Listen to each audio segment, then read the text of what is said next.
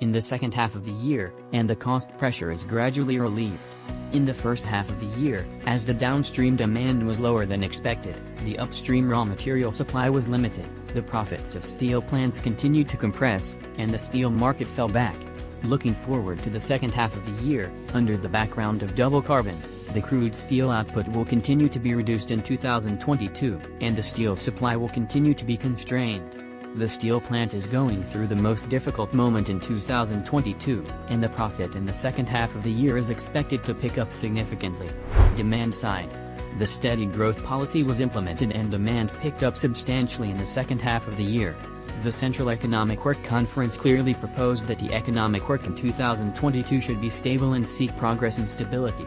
With the implementation of policies to stabilize growth and the receding impact of the epidemic, the demand for real estate, infrastructure and manufacturing is expected to be boosted in the second half of the year. The demand for steel is expected to continue to rebound, and the improvement of consumption margin is expected to increase. Supply side. Under the double carbon policy, the elasticity of steel supply continues to be constrained. Along with the rebound in the second half of the demand and last year's low base effect, the crude steel output in the second half of the year is expected to turn positive year-on-year, but considering that the annual demand is difficult to increase significantly. The National Development and Reform Commission said in 2022 will continue to carry out the crude steel production. In the second half of this year, the production of molten iron and crude steel may decline month-on-month.